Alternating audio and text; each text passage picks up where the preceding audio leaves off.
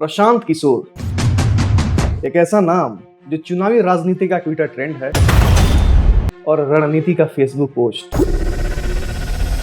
ये भारतीय राजनीति के ऐसे चाणक्य हैं जिनके सिर्फ कह देने भर से भारतीय राजनीति की दिशा बदल जाती है। ये एकमात्र ऐसे व्यक्ति हैं जो लगभग सबके साथ काम कर चुके हैं। प्रशांत किशोर फिर से सुर्खियों में है,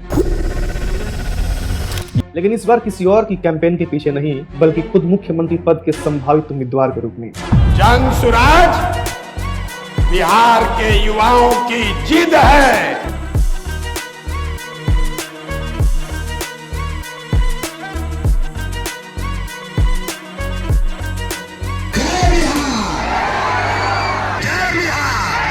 अपनी जन सुराज यात्रा के जरिए किशोर एक बड़ा बयान दे रहे हैं कि वो बिहार को बदलना चाहते हैं और बिहार के कई बड़े चेहरे उनको सपोर्ट भी कर रहे हैं। प्रशांत जी को देखता हूँ आजकल घूम रहे हैं पूरा बिहार। ये लोग सोशल मीडिया को मास्टर किया हुआ है इन लोगों ने, क्योंकि जन सुराज कोई पार्टी नहीं है, एक अभियान है सर। अभी ऑफ लेट मैं प्रशांत किशोर जी को फॉलो कर रहा हूँ। प्रशांत किशोर। लेकिन क्या पर्दे के पीछे काम करने वाला ये व्यक्ति आगे आकर बिहार का अगला मुख्यमंत्री बन सकता है? चलिए उनकी यात्रा, उनकी रणनीतियों और उनके सामने आने वाली चुनौती पर नजर डालते हैं और ये पता करने की प्रयत्न करते हैं कि क्या प्रशांत किशोर आने वाले समय में बिहार के मुख्यमंत्री बन सकते हैं।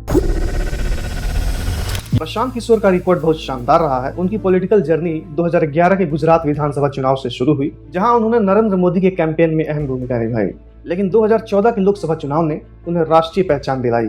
मोदी की ऐतिहासिक जीत का श्रेय काफी हद तक प्रशांत किशोर की इनोवेटिव कैंपेन स्ट्रेटजी को दिया जाता है। दुनिया के हर विषय की चर्चा चाय की चुस्की लेते लेते होती है। अपने गांव की समस्या की भी चर्चा होगी, किसी परिवार की भी बात होगी और इजराइल में क्या हुआ उसकी भी चर्चा हो जाएगी। प्रशांत किशोर का आइडिया चाय पर चर्चा और उस जमाने में सोशल मीडिया और टेक्नोलॉजी का यूज गेम चेंजर साबित हुआ था। उस वक्त उन्होंने भारत में चुनाव प्रचार में एक नई दिशा दी, जिसके बाद प्रशांत किशोर एक पॉलिटिकल स्ट्रेटेजिस्ट के रूप में देखे जाने लगे। प्रशांत किशोर के मिडास टच का असर आने वाले चुनाव में भी दिखा। वो 2015 में बिहार में नीतीश कुमार की जीत में अहम हिस्सा थे, जहां उन्होंने महागठबंधन के साथ मिलकर बीजेपी के खिलाफ रणनीति बनाई और जीत भी गए। अलग अलग क्षेत्रों और डेमोग्राफी के लिए पर्सनलाइज स्ट्रेटजी बनाने की उनकी क्षमता ने उन्हें कई पार्टियों के लिए एक महत्वपूर्ण चेहरा बना दिया। पंजाब से लेकर आंध्र प्रदेश तक उनका ट्रैक रिकॉर्ड उनके चुनावी नब्ज को समझने की उनकी महारत को दर्शाता है। साल 2022 में प्रशांत किशोर ने अपने इस काम को छोड़ने के बाद जन सुराज यात्रा की शुरुआत की, एक 3500 किलोमीटर की पद यात्रा जिसका उद्देश्य जमीनी स्तर पर लोगों से जुड़ना है। ट्रेडिशनल चुनावी प्रचारों के विपरीत जो तुरंत इलेक्शन पर ध्यान केंद्रित करते हैं, जन सुराज यात्रा का उद्देश्य लोगों से बातचीत करना और उस समस्याओं को समझना है जो बिहार के लोगों के द्वारा कई सालों से झेला जा रहा है। किशोर ने कहा है कि उनका मिशन बिहार में वास्तविक बदलाव लाना है, जाति की राजनीति से आगे बढ़ते हुए। बिहार का राजनीतिक परिदृश्य दशकों से लालू प्रसाद यादव और नीतीश कुमार जैसी शख्सियतों के पास रहा है। स्टेट की पॉलिटिक्स गहरे रूप से कास्टिज्म बेस्ड पॉलिटिक्स से जुड़ी हुई है और कोई भी नया दावेदार इस जटिल मैट्रिक्स को नेविगेट किए बिना आगे नहीं बढ़ सकता।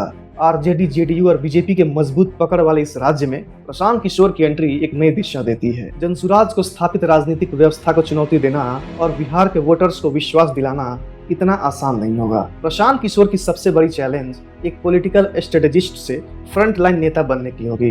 बिहार जैसे राज्य का नेतृत्व करना केवल रणनीति तक सीमित नहीं है, इसमें करिश्मा, नेतृत्व और लोगों के साथ गहरा जुड़ाव होना आवश्यक है। अब सवाल ये कि क्या प्रशांत किशोर वह जुड़ाव बना सकते हैं?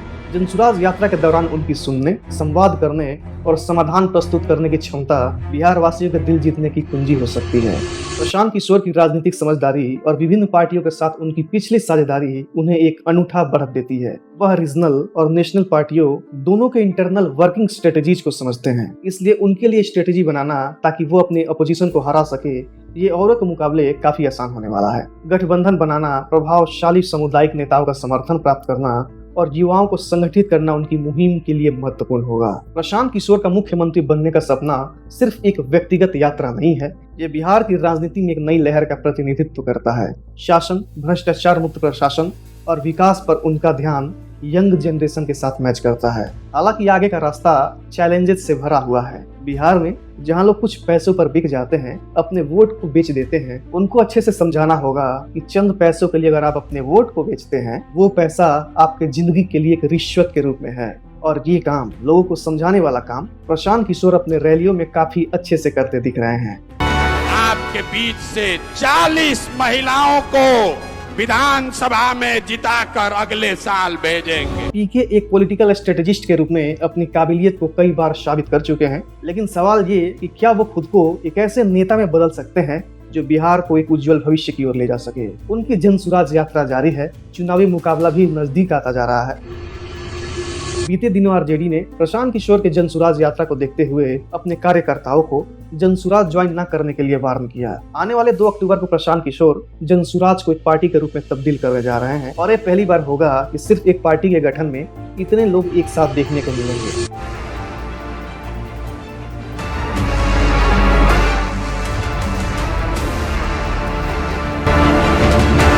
अब बिहार की जनता लास्टली ये तय करेगी कि क्या प्रशांत किशोर का दृष्टिकोण उनके साथ मेल खाता है या नहीं। बहरहाल बिहार के मोस्टली युवा जो बेरोजगारी और एजुकेशन की खराब व्यवस्था को झेल रहे हैं, उनका कंप्लीट सपोर्ट प्रशांत किशोर को जा रहा है। प्रशांत किशोर भी कई वादे कर रहे हैं और उन वादों में भी दम है और नजर ये भी आ रहा है कि बिहार के माननीय मुख्यमंत्री नीतीश कुमार, जो 2 दशकों से बिहार की गद्दी पर दीमक की तरह चिपक गए हैं, उनको बिहार की जनता ये कहना चाहती है कि गद्दी खाली करो, जनता आ रही है। जय हिंद।